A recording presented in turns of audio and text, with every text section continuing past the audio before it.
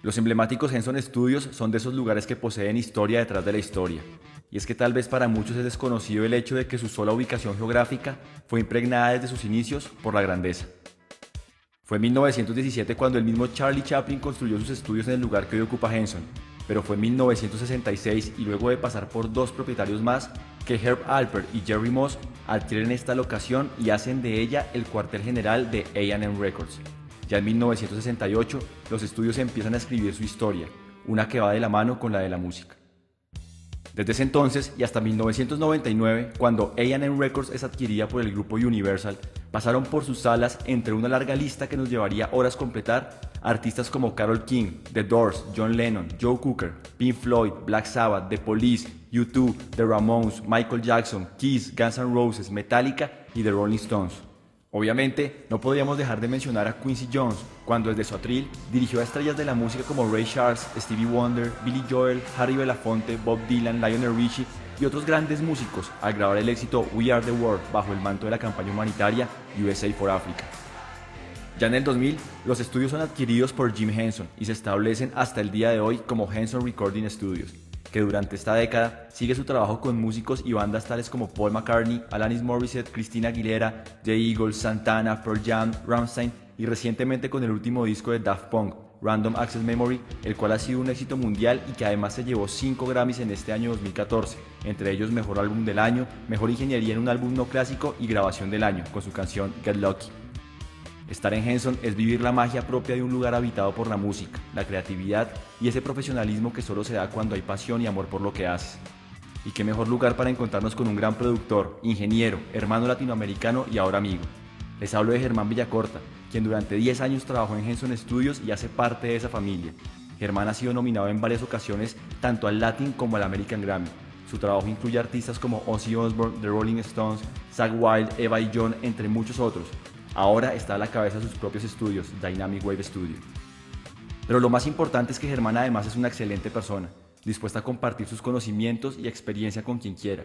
De esa forma, no solo nos dio un recorrido por Henson y sus historias, sino que nos concedió esta entrevista. Bueno, buenas para todos y volvemos en este 2014 con especiales en Audio TV. Y qué mejor forma que empezar este año de especiales acá desde Henson Studios con el productor, ingeniero de mezcla, ingeniero de grabación, ingeniero de mastering, Germán Villacorta, quien nos ha recibido acá de una manera muy amable y realmente vamos a estar hablando un poco de todo lo que ha sido su trabajo y toda su experiencia en uno de los estudios más importantes del mundo. Así que bienvenidos Germán, muchas gracias por estar con nosotros. Muchas gracias y bienvenidos ustedes acá también. Además les cuento que nos ha hecho un recorrido espectacular por todo lo que es Henson Studios y pues vamos a hablar un poco más de todo lo que él ha hecho, de cómo es el flujo de trabajo acá y seguro vamos a aprender un montón. Yo quería empezar, pues, para los que, bueno, Germán ha trabajado con artistas de la talla de Rolling Stones, Eva John de Perú, con artistas muy grandes que ustedes pueden realmente encontrar toda su discografía en su página germanvillacorta.com, pero nos contabas al principio que hay algo muy importante para que Henson sea lo que es acá. Tú me decías, aparte de los equipos, de toda esta cuestión, ¿qué es lo más importante que debe tener un estudio con esta magia como la tiene Henson? Bueno, yo creo que la magia está en la combinación de, digamos, si son los equipos, estamos hablando de los equipos, estamos hablando de la acústica, del tratamiento acústico de los cuartos, el diseño, todo eso es un solo elemento, ¿no?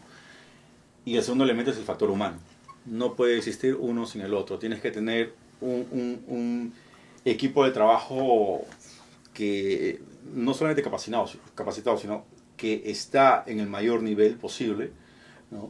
Para poder traer uno de los mejores estudios del mundo a ser lo que es, ¿no? Y como te decía temprano, ¿no? Es exactamente estar en un estudio de esta magnitud el que hace a su vez a los que están, al cuerpo humano, al cuerpo técnico, el cuerpo que trabaja acá, todos ellos, estar en ese nivel. No puede tener una sin el otro. Y si falla una pieza, se cae todo. Como un dominó, se va a caer todo. Por eso es de que siempre, tanto las personas que trabajan acá, como los equipos, como el estudio, como la cosa, todo tiene que estar siempre arriba, ¿no? Entonces el equipo de trabajo, claro, es importantísimo también. ¿Cómo entrenarlos? O sea, y cuando entra una persona aquí a trabajar, digamos, a Henson Studios, bueno, ¿cómo es hablas de entrenar, ¿cómo es ese proceso? Bueno, o sea, nosotros los contratamos desde abajo. O sea, Ya. puede haberse graduado de donde quieras y haber trabajado en donde sea o la cantidad de años de experiencia, pero igualito va a entrar desde la posición de runner, donde va a estar haciendo un trabajo. Lo que yo siempre les digo cuando les hago las entrevistas, les digo, mira, bueno, van a estar recogiendo comida, yendo a traer los pedidos, limpiando los baños, limpiando esto, limpiando lo otro, pero también van a estar preparando las sesiones, ayudando con esto. Y básicamente lo que siempre les digo es esto: van a tener un trabajo nada glamoroso en uno de los lugares más glamorosos Claro. que ellos pueden soñar. Eso es lo que les digo.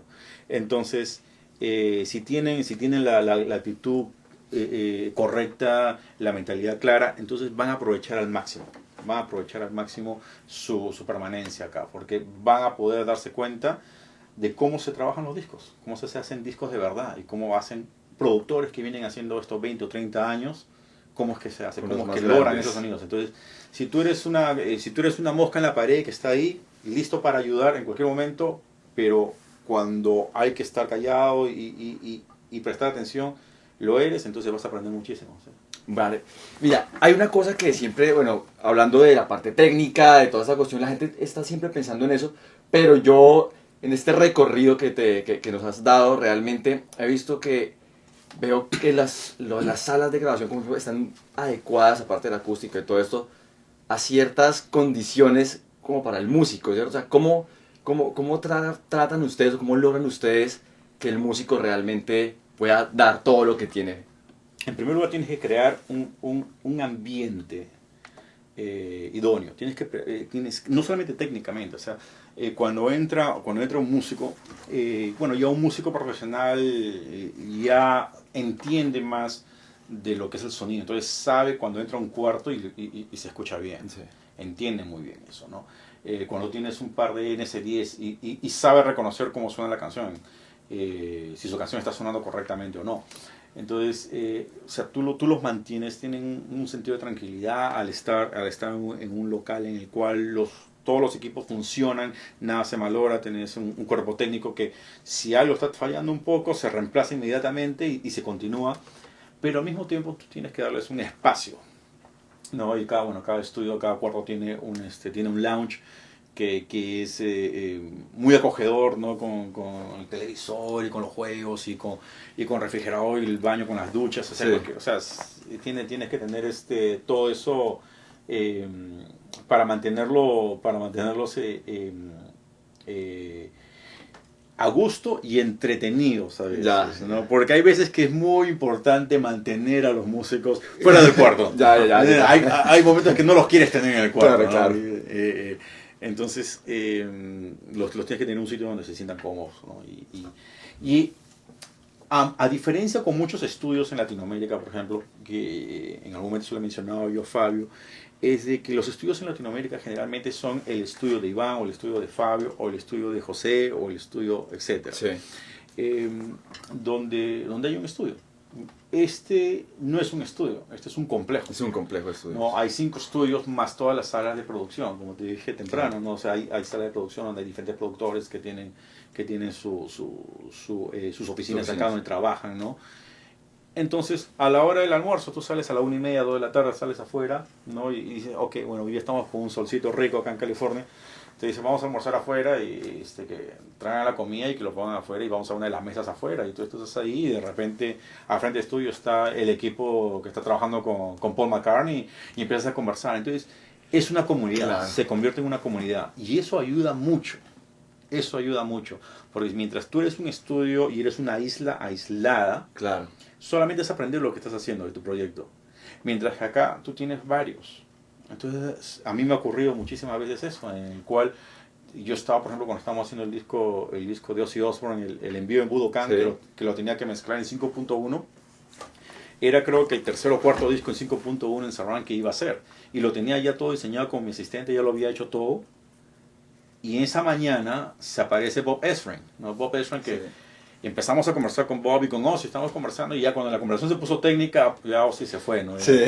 Y me quedo pues conversando con Bob y Bob me empezaba a contar, interesante que van a hacer esta mezcla en 5.1 y me decía, mira, hay cuántas cosas que yo quería hacer con Pink Floyd, pero no teníamos 5.1, teníamos el surround, teníamos Quad en esa época que era un poquito, bueno, no funcionó. Ya. No, pero había varias cosas que yo quería hacer con Pink Floyd y nunca lo pude hacer. Y le digo, así como que, bueno, tal. Ah, ya. Claro. Pues, después de que se va, me pongo a pensar y entonces me pongo a ver, interesante, esto de acá no me interesa, pero esto de acá sí me pareció muy importante. Dije, okay, ¿cómo lo podemos lograr acá?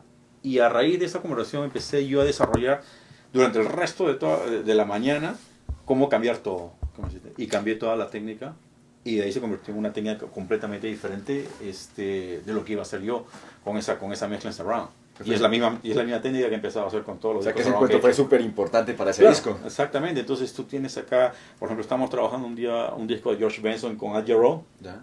y Paul McCartney estaba en otro cuarto y se encuentran en el hallway, se encuentran y le dicen, oye, ¿quieres venir a cantar una canción? Y estamos un día grabando y se mete Paul McCartney y dice, ok, tiene 5 minutos. Y en 5 minutos se tiró una canción así, cantada sin parar. Sí. George le pidió que solamente hiciera una toma más. Dijo, ok, perfecto, la cantó, perfecto. Y Chávez se fue. Tremendo. Entonces todo eso aprendes. Entonces aprendes Constantemente. Constantemente, exactamente. Y no solamente técnicas antiguas, sino lo que está, lo moderno, lo nuevo. Y es parte de la magia Claro. de que está acá. Uf, tres.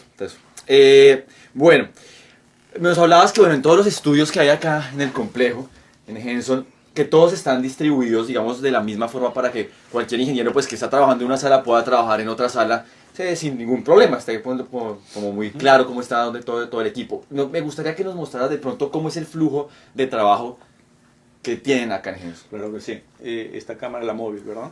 Ok. Entonces, bueno, todos los cuerdos tenemos una consola SSL. No son necesariamente la misma consola. Esta es una 6000 EG. En el estudio D tenemos una 6072G, pero más moderna. Esta consola es de los 80s. En el estudio A tenemos una 9000J de 80 canales. Pero todos son SSL. Bueno, perfecto. En el estudio B tenemos una muy parecida a esta de acá, pero de 56.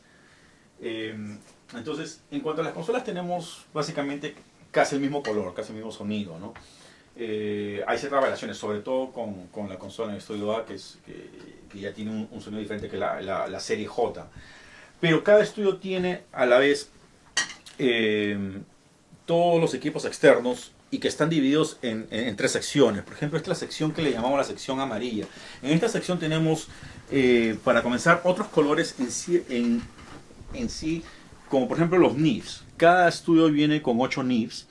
Este estudio viene con los 1089, el estudio B tiene por ejemplo 1073, ¿no? Pero tienes 8, entonces tienes una combinación, tienes a tu alcance, no solamente el color de la SSL, sino también tienes el color de NIF, que lo puedes utilizar tanto en grabación como en mezcla. También tenemos acá, por ejemplo, ecualizadores APIs, ecualizadores de tubos, ¿dice tubos o le dicen bulbos? No, tuvo está bien. Tubos, de Pultec, ¿no? Acá hay más Pultecs. Los LA2A de Teletrones, los originales, ¿no? Que son limitadores optoelectrónicos.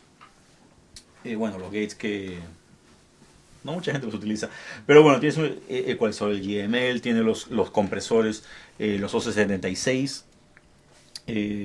los 160, todos estos que son estándar. Entonces acá tú tienes ecualizadores y compresores más o menos a tu alcance. Algo que tú vas a necesitar casi inmediatamente, por eso que está en la zona amarilla detrás del ingeniero, ¿no?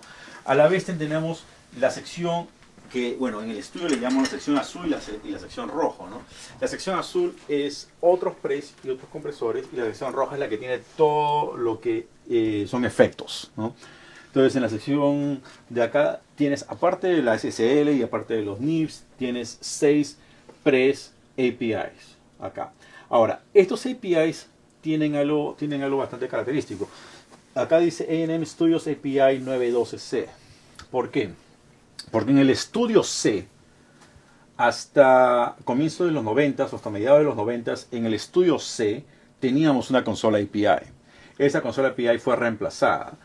Y esa consola API la cortaron y sacaron los pres de esa consola y la pusieron en todos los estudios. Entonces tú tienes el color acá de los pres de API. Bueno, tienes los ecualizadores de API, ¿no? Los 550 y los 560, más Pultex acá, más compresores si que necesitas, ¿no? Y obviamente cada estudio viene con un Fairchild.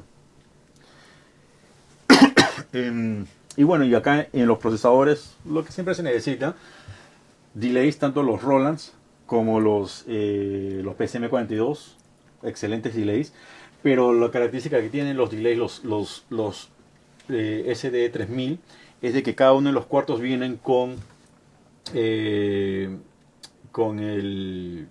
one shot. Esto acá es para hacer samples. Con esto acá tú puedes capturar los samples y con esto lo puedes hacer el trigger de este delay. Entonces utilizas este delay con este trigger de acá, ¿no? Y este acá tiene una respuesta pero muy rápida. Por eso esto es lo que utilizábamos antes, antes de usar este Sound Replacer. Se utilizaba esto porque era sumamente rápido. Y cada cuarto tiene dos Eventize 3500, ¿no? Otros, bueno, los Lexicons, ¿no? Estos dos son dos unidades increíbles, ¿no? Hechas por AMX. El DMX y el RMX. El DMX porque es un delay digital, y el RMX que es el reverb. Muy usados, esto acá lo utilizo muchísimo. Eventide tiene el Antología 2, que son los plugins, donde tienen esta unidad con algunos parámetros de acá, ¿no?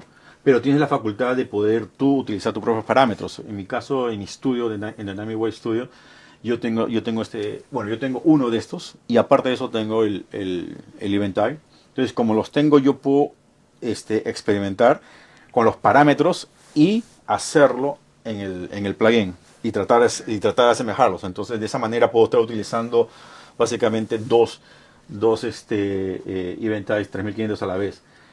Esto de acá también viene en ese mismo paquete. Este de acá es muy bueno. No, perdón, disculpa. No. Yo trato de recrear ciertos sonidos que utilizo con este de acá con el armonizador de Eventide. Bueno, Yamahas, CPX90. Básicamente estas tres unidades son casi la misma.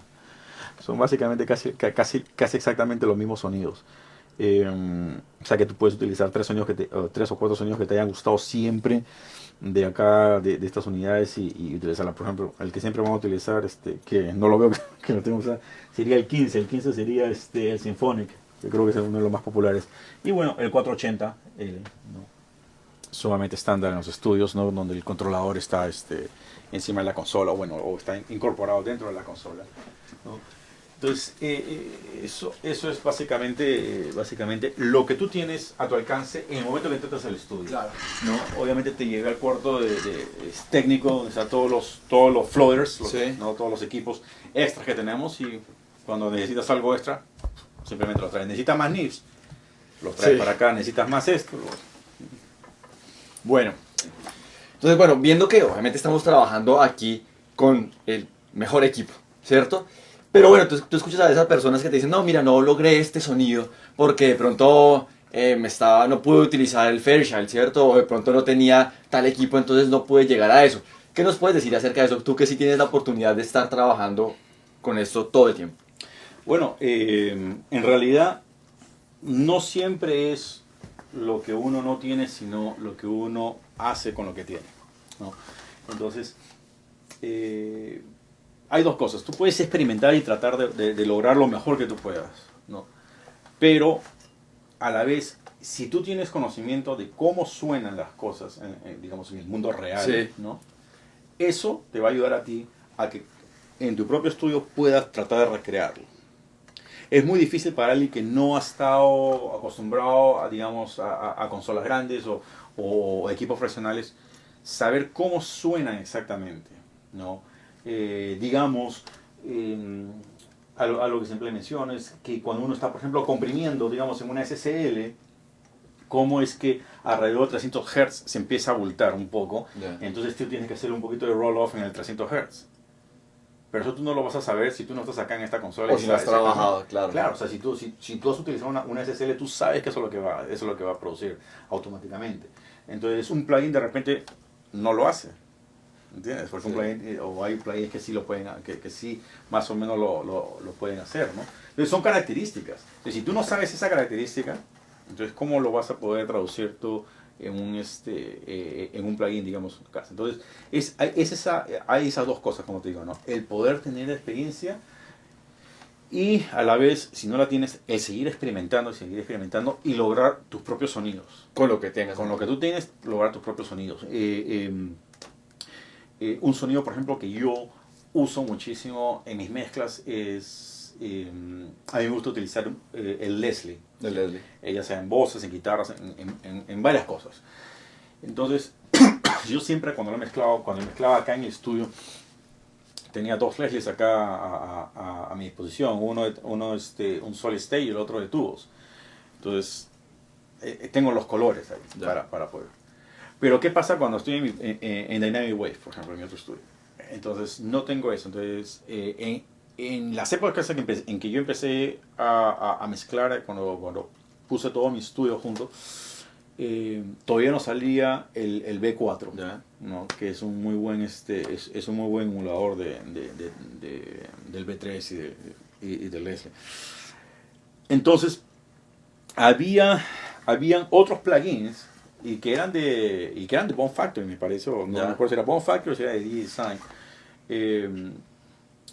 Entonces, combinándolos con un filtro adelante, estoy tratando de acordarme cuál era exactamente el plugin, pero o sea, ya tantos años que no lo he utilizado, sí. Pero yo le ponía un filtro adelante, ponía este efecto ahí, seguía con un reverb y le ponía un saturador, una distorsión, ¿okay? Para poder agarrar ese sonido, esa saturación que tiene mucho de los instrumentos vintage y bueno, y que es muy parte del sonido cuando uno está mezclando. No hay que tenerle miedo a la distorsión, no hay que tenerle miedo a la compresión. Es más, es tu amigo. El mundo digital es demasiado limpio. ¿No? Un paréntesis acá, conversando con Dave Collins, por ejemplo, un gran ingeniero de masterización famoso, me contaba que hay mucha gente que le manda discos de todas partes del mundo para masterizar y me dice, todos suenan digital, ¿no? Le llamaba la atención que en mi estudio, que es básicamente bastante digital, digamos, que mis mezclas sonaban más o menos analógicas, como mezclar acá en una consola.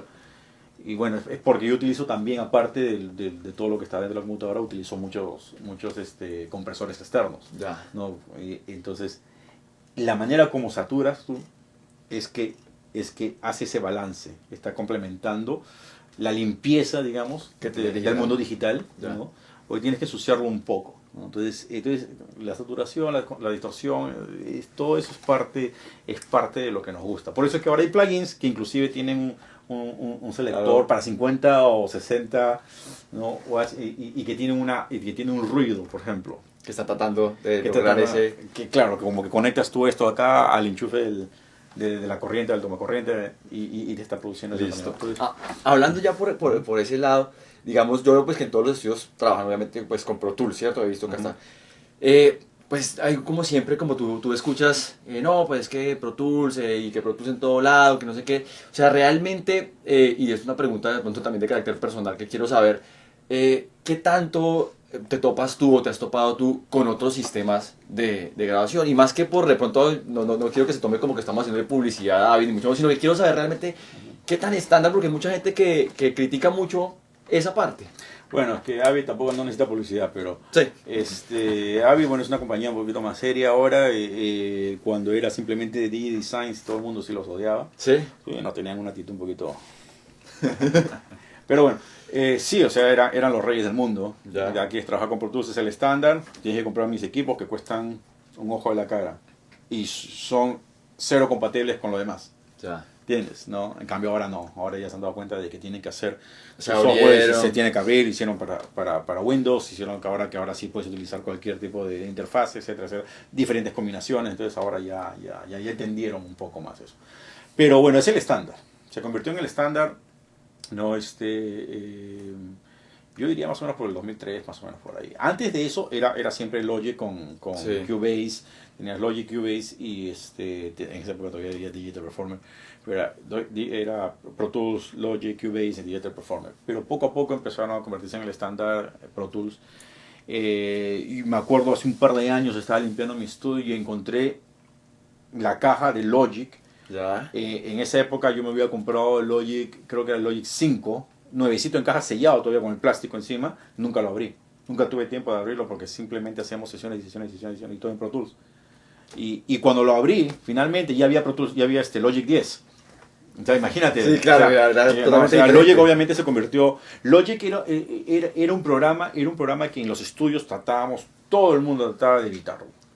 Porque era el programa más ilógico que podía existir. ¿Y Logic? Pero para las personas que hacían secuencias funcionaba mejor porque Pro Tools todavía No tenía la parte MIDI. Sí, todo eso. exactamente, Claro. no la tenían bien. Entonces había solamente, o sea, si había algo que MIDI o había algo preproducido en MIDI y todo eso, bueno, ya Logic, perfecto, lo traían y bueno, lo incorporábamos o importábamos los tracks, etcétera. Pero bueno, el estándar se convirtió en Pro Tools y no he sentido que he necesitado cambiar yo del sistema. Cuando me manda la gente los tracks, siempre me lo mandan o ya sea en Pro Tools o simplemente con los audios consolidados y yo los importo ya simplemente a Pro Tools al momento de mezclar. Ok, bien. Bueno, y ahorita que estamos hablando de toda la parte que, bueno, que se escucha muy digital con todas las cosas, yo veo que acá en Henson sí hay máquinas análogas por todo lado. ¿Qué tanto se está trabajando ahorita pues con máquinas análogas, con la grabación análoga? Bueno, si quieres, mira, no hay ningún problema. En este estudio, por ejemplo, tú te das cuenta de que cada uno de los cuartos va a venir exactamente de la misma manera. Acá está el Pro Tools, por ejemplo, ¿no? Este es el sistema de Pro Tools. Pero acá atrás está la Studio, la 800, de 2 pulgadas. ¿Entiendes, no? Y obviamente acá están los links en el caso de que se tengan que sincronizar. Se tengan que sincronizar la cinta al Pro Tools. Pero aún con todo esto, aquí estamos, para no mentir, esta máquina ha sido calibrada para esta sesión. La última vez que ha sido calibrada ha sido en abril 30 del 2012. Eso quiere decir de que esta máquina no ha sido usada en este cuarto para una sesión oficial en año y medio. Pero está acá. Pero yo lo he utilizado, por ejemplo. Yo sé que hace 6 meses yo lo utilicé para hacer una transferencia de acá. ¿Entiendes? Pero una sesión oficial, si te das cuenta, ahí está la fecha. Cada vez que se calibra esto de acá, el técnico escribe exactamente cuál es el nivel de calibración, la sesión, lo firma y la fecha exactamente, ¿no? Entonces, no se utiliza tanto. Más que nada tiene que ver con la capacidad adquisitiva de la banda que esté trabajando, ¿no? El presupuesto que tengan ellos, porque obviamente grabar en cinta tiene un valor Mucho más agregado. mucho más agregado porque se empieza a acumular, ¿no? ¿Qué tan importante es saber tocar un instrumento cuando estoy trabajando, grabando, mezclándolos, ¿sí? Masterizándolos? No es necesariamente, si estás trabajando como ingeniero, digamos, no es necesariamente el que tú puedas ejecutar, es el que tú puedas reconocer cómo es que un instrumento tiene que sonar. Es así de simple. Si tú sabes cómo suena un oboe, cómo suena un French horn, cómo suena el arpa, cómo suena una guitarra acústica con cuerdas de nylon versus cuerdas de metal, cómo tiene que sonar un Marshall versus un triple rectifier. Eso es lo que tú tienes que entender. No necesariamente tienes que agarrar la guitarra y ponerte a tocar. Saber, No. ¿Entiendes? No, pero sí tienes que saber exactamente cómo suenan estos equipos. Ahora, como productor, Es diferente. hay productores que tampoco no tocan muy bien, ¿entiendes? ¿No? Pero básicamente lo que tú tienes que tener más que nada como productor es el conocimiento musical, ¿no? El gusto y saber exactamente dónde quieres tú llevar al artista. Porque, y sobre todo cuando el artista es profesional, ya tiene bastante tiempo de carrera, es mucho más fácil. Ya, tú simplemente le dices A, B, C y ellos te van a llenar el abecedario. Y ellos ya saben más o menos qué es lo que tú quieres. Ahora, si es una banda nueva, sí vas a tener que trabajar un poco más con ellos, conversar un poco más con ellos, cantarles de repente y así seas un poco desafinado tú, ejecutándolo, no hay ningún problema mientras que tú puedas escuchar si el artista se está desafinando. ¿entiendes? ¿No? Esa es la diferencia. O sea, tú puedes cantar ahí, hay productores, por ejemplo, que le cantan a un artista una melodía y están dentro de un rango aceptable al oído, pero no están afinados. Pero el artista sí lo puede escuchar. Ah, ya, perfecto. Yo entiendo lo que quieres hacer, vamos a hacerlo de esta manera. Entonces, obviamente si puedes tocar, ejecutar un instrumento, te va a ayudar, ¿no? Te va a ayudar mucho. Bien. Bueno, tú eres productor, ingeniero de mezcla, de grabación, de mastering. A veces como que escuchamos que, bueno, si vas a trabajar en la parte de grabación y mezcla, de pronto no lo masterices, si vas a trabajar en la parte de mezcla, de pronto no lo grabes, que para tener otro tipo de objetividad en el momento de hacer el procedimiento que vayas a realizar sobre el disco. Pero yo veo, y me corriges si de pronto me estoy equivocando, que dos o uno de los discos de Eva John, que fueron nominados a Grammys, tú trabajaste como ingeniero de grabación, como ingeniero de mezcla y como ingeniero de mastering. Entonces, ¿qué nos puedes decir? Y lo coproduciste. Sí. Entonces, ¿qué nos puedes decir de esa perspectiva que a veces nos dan? Ya, muy buena pregunta y un excelente ejemplo, que muy interesante lo que has dicho. Mira, generalmente sí, generalmente has hablado de cuatro etapas. Sí. Has hablado de 4 etapas. Generalmente cuando yo converso con una banda acerca de hacer un producto, acerca de hacer un disco, yo les recomiendo que yo necesito estar involucrado en no más de 3. ¿Okay? Entonces, si yo estoy produciendo y estoy grabando, generalmente quiero mezclarlo también. Ya. Entonces, si estoy haciendo esos 3, prefiero no masterizarlo. Si yo no he producido y no he grabado y me lo mandan para mezclar, perfecto, yo lo puedo mezclar y después masterizar. Pero cuando yo hago el proceso de mezcla seguido por el de masterización, yo trato de no hacerlos inmediatamente. Yo prefiero terminar la mezcla de un disco, trabajo 1 o 2 discos después, o de repente un disco y medio, diferente, de otra banda, ¿no? Y 2 semanas después regreso a hacer la masterización. O sea, trato yo de sacarme ese disco de la mente. Completamente. Sí, sacarme el disco completamente y ya poder hacer eso. En el caso de lo que tú acabas de mencionar, acerca, por ejemplo, de Eva Young, es música tradicional, es música folclore. Es diferente, entonces no hay mucha gente que conoce cómo debe sonar, ¿entiendes? Entonces, y lamentablemente hay muchos ejemplos de discos que no suenan muy bien. Entonces, si es que esa va a ser la referencia, entonces van a ir por el lado equivocado al momento de masterización. Por eso es que prefiero yo hacerlo, porque yo sé exactamente dónde es que lo quiero llevar, dónde es que no suena o cómo es que generalmente lo hacen y que no suena, en mi opinión, correcto, y cómo podría sonar mejor. Entonces, por eso es que siempre... Y claramente funcionó, porque fueron los dos que fueron nominados. Bueno, todos los he masterizado yo, excepto por lo de Perú Negro. Los de Perú Negro, el primero sí lo mastericé yo, el segundo lo masterizó Gavin Larson. Ese fue nominado. Bueno, todos los de Perú Negro fueron nominados. Y los de Eva Young, creo que tenemos 3 discos nominados al Grammy. Y sí, todos los mastericé yo. Claro, bueno, sí. Bien. Bueno, Germán, obviamente un ingeniero y un productor de tu nivel, pues que ya tiene su sala y toda la cuestión, pues tiene muy claro cómo debe sonar algo que estás produciendo o mezclando. Pero digamos, cuando de pronto llegabas a una sala como ingeniero y íbamos a mezclar algo en una sala que no conocías, ¿tenías algún proceso de pronto de reconocimiento para adaptarte a la escucha en esa sala? Bueno, claro, hay maneras. He tenido la suerte de que todas las cosas que yo tengo que mezclar los he mezclado o ya sea acá o en Dynamic Wave. Pero grabación sí me ha tocado mucho ir a otros lados, no solamente acá en Hollywood, en Los Ángeles, sino también en California y en otros países como España, Venezuela, Colombia. Y en Colombia en varios sitios, tanto en Cali como Bogotá, digamos, en Lima. Entonces, adaptar a todos estos sitios, básicamente, sí, tengo un proceso. Lo primero es esto. Bueno, voy y necesito tener una referencia musical. Y que no sea solamente un CD, sino yo tengo un par de CDs que me gusta escucharlos, ¿no? Por ejemplo, uno que es muy estándar, que utilizamos mucho, es el Back in Black de AC/DC, que mezclado en 1980, pero tiene un sonido pero muy claro, clarísimo. La voz, las guitarras distorsionadas, el bajo, la presencia del bajo, la batería, ¿no? Entonces es muy, pero muy claro. Entonces nosotros ya sabemos exactamente cómo suena eso. Entonces utilizo eso dentro de mi referencia en el estudio. Utilizo también algún otro CD de alguna música que yo haya producido, grabado, mezclado, etcétera, etcétera. Entonces que yo también sé cómo suena. Claro. ¿No? Y con más o menos solamente con 2 referencias ya me puedo dar cuenta. Entonces, eso es lo primero que yo llevo como herramienta. Lo segundo que yo llevo como herramienta son mis propios audífonos. Ahora, yo siempre estuve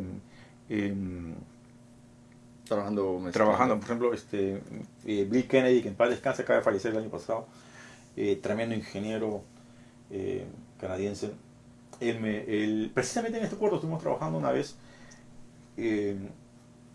y él me hizo escuchar estos Sennheiser HD600 y me parecieron increíbles. ¿Por qué? Porque suenan muy parecido a los Quested que yo uso. Si bien estoy muy familiarizado con los Yamaha, con los NS10, tanto acá como en mi estudio, como en el Nightwave, mezclo con los Quested H108. ¿No? Entonces son pasivos, yo mezclo con ellos. Y siempre me han ayudado mucho en cuanto a escuchar claramente, inclusive cuando masterizo en otro estudio, por ejemplo con Dave Collins, en Dave Collins Mastering, por ejemplo, él también usa Quested. Entonces es un speaker muy, pero muy claro, que no te exagera las cosas, no te quita las cosas tampoco, entonces es bastante preciso. Entonces estos audífonos más o menos me ayudan a escuchar lo que yo estaría escuchando en mi cuarto, ¿no? Me acabo de comprar los HD700 y estoy en el proceso de comparaciones, porque los HD700 me encantaron a mí, pero todavía recién me lo trajo los Reyes Magos. Entonces, todavía estoy haciendo adaptación, pruebas. Ahí, ¿no? Entonces, tengo eso. Entonces, cuando yo voy a un estudio que no conozco, empiezo a conversar, como estamos ahorita conversando tú y yo. Entonces, tú estás capturando más o menos un sonido, tú sabes cómo está sonando esto de acá. Esto de acá no está muerto, para nada, pero tampoco es reverberante, ¿no? O sea, para nada. ¿no? Y estábamos caminando hace un rato en el cuarto en vivo y tú te das cuenta que estamos hablando y te está creando otras cosas. Pero este cuarto está bastante bien tratado. Entonces, escucho el cuarto y más o menos me doy cuenta de que ya suena bien, no hay ningún problema. O hay ciertas cosas que me van a estar rebotando mucho. Por ejemplo, había un estudio en el Perú donde yo fui y detrás del ingeniero, esto es imposible, esto nunca lo puedes tener, tenían un rack de efectos hasta acá. O sea, al nivel de mi oído y al nivel, o sea, por encima del nivel de mi oído. O sea, eso quiere decir que yo voy a estar escuchando rebotes. Por eso es que esto acá, el credenza que está atrás tuyo no puede estar a la altura de tus oídos, nunca. No, porque no te puede rebotar inmediatamente al oído. ¿Sí? Entonces, empiezo a buscar esos elementos, empiezo a escuchar a ver si es que hay algo que esté reverberando mal. Entonces, con mis audífonos empiezo a escuchar estos CDs que te digo y empiezo a compararlos con los speakers. Ok, perfecto. Más o menos suena parecido, suena bien. Y empiezo a identificar qué cosa es lo que le falta a los speakers que estoy escuchando para sonar exactamente como yo estoy acostumbrado, o qué es lo que le está sobrando. Entonces, dependiendo de cuánto sea la diferencia, si yo siento, bueno, está un poquito agudo aquí, o le falta un poquito de graves acá, ya de repente me quito los audífonos y empiezo a trabajar ya simplemente con el sistema que tienen ellos y empiezo a compensar. O sea, y si me suena un poquito agudo extra, yo sé que en realidad no está así. ¿Entiendes? ¿No? Entonces, como te iba diciendo, o sea, si yo sí siento de que en este cuarto lo que está reproduciendo los speakers no suena para nada a lo que yo estoy sintiendo en los audífonos, como me ocurrió, por ejemplo, en un estudio en Venezuela, que tenían todo, tenían muy buenos equipos, tenían muy buenos pre's, tenían buenas cosas externas, pero cuando yo escuchaba, no sonaba. Entonces todo el disco lo grabé con los audífonos puestos, no me los quité en ningún momento. Inclusive cuando el guitarrista grababa, el guitarrista estuvo grabando conmigo y escuchaba los speakers y me decía, pero, o sea, no me puedo concentrar bien porque estoy tocando y estoy escuchando lo que suena diferente a lo que estoy escuchando allá. Claro. Y yo agarré y tuve que darle, a lo que yo detesto hacer, pero darle mis audífonos al guitarrista, claro. ¿no? Y con eso decía, ya, ok. Entonces él empezaba a tocar y ya se sentía, se soltaba, ya escuchaba su sonido. Claro. ¿Entiendes, no? Para tocar cómodo. Claro, imagínate. Claro. Porque, o sea, yo estaba ahí y yo no podía reconocer absolutamente nada. El año pasado, bueno, hace un año y medio, estuve en Pamplona, en España, estuve grabando ya. Tenía unos N-Series, los N-Series sonaban bien. Pero el amplificador quemó o algo le pasó al amplificador en el primer día de la grabación.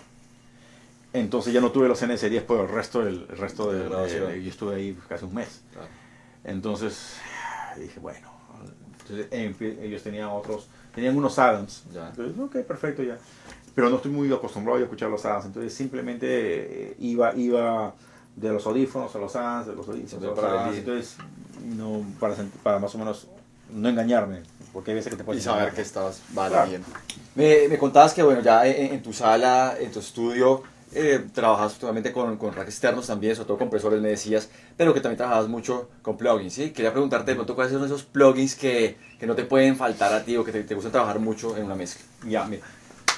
La manera como yo diseñé mi estudio, Dynamic Wave Studio, fue basado básicamente en este cuarto. Ya. Este es el mix room en el estudio de Henson.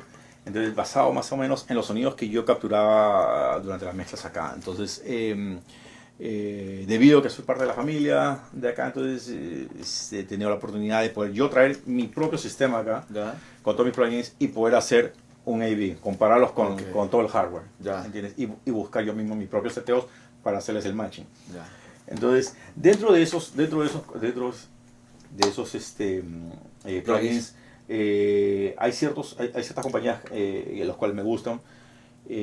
Por ejemplo, Universal Audio, que es algo que lo tengo yo en mi sistema. Y de ahí me gustan, en primer lugar me gustan los 1176 Ya. compresores. Me utilizo mucho el Little Labs. Little Labs tiene un phase, Ya. un plugin para chequear la fase, pero no, lo bueno es que no solamente es en 90 grados, sino En todo el... sí, Ok. empieza a buscar todo eso. Eso lo utilizo muchísimo. ¿Ya? En Universal Audio me encantan los NIFs. Utilizo mucho el 1081 de NIF Ya. de ahí. El 33609, el compresor, no lo utilizo mucho. En realidad ese compresor estéreo emulador del Sí. NIF no me llama la atención. Tampoco me llamó la atención el LA2A de Universal Audio. Ya. Vine acá, lo comparé con estos de acá y dije, no, pero los 1176 sí. Después